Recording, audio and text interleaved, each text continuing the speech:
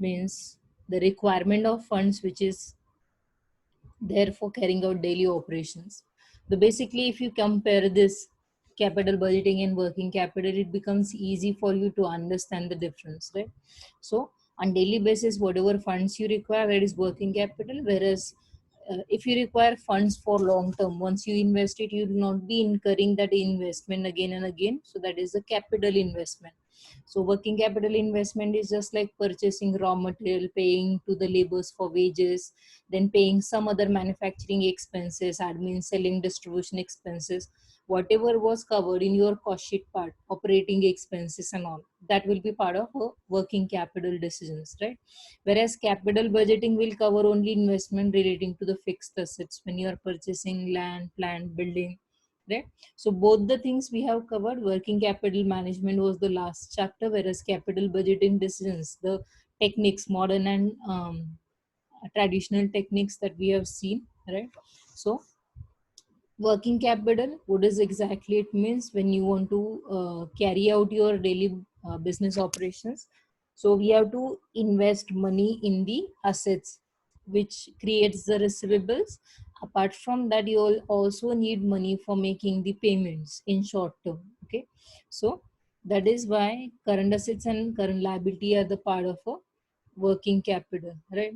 So if you want to see these concepts, gross working capital is nothing but the total of the current assets, right? So um,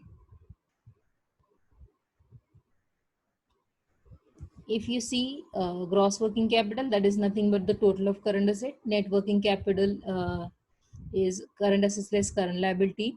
Now what happens if you calculate working capital for so many months or so many years, then you will come to know certain amount of working capital is always required.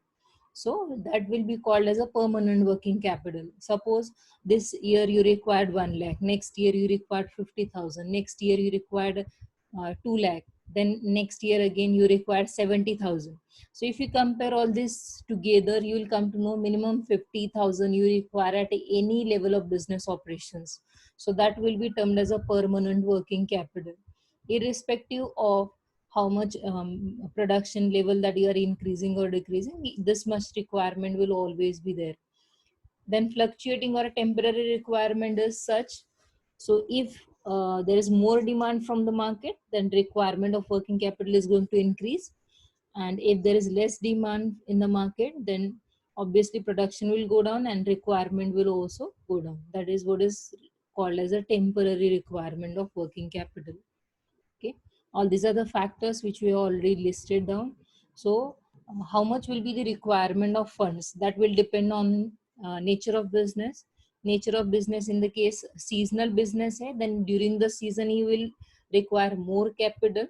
When there's off season, you'll require less capital, right? Size of business, if the business is small, medium scale business, then requirement of funds will be lesser. Whereas if you have a large scale business, obviously to carry out more production, then you will require more amount of funds, right? So market condition, just right now, just say market condition is not that stable, demand is less, then in that case obviously production will go down and requirement of funds will also go down, right? So depending on cycle of the business, if you see during recession requirement will be less, whereas recovery stage requirement is going to increase, and at growth rate requirement of funds will be at the higher side.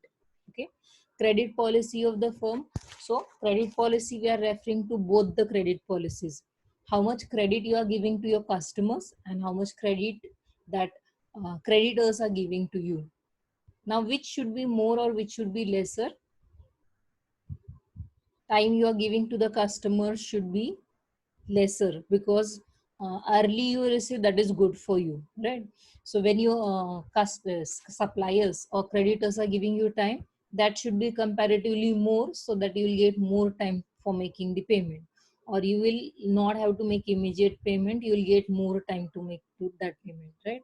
So both the things credit policy will cover. If there is a liberal credit policy, you will be giving more time to the customers for making payment. What is going to happen then? There is a chance bad dates may increase because of more time span. Okay.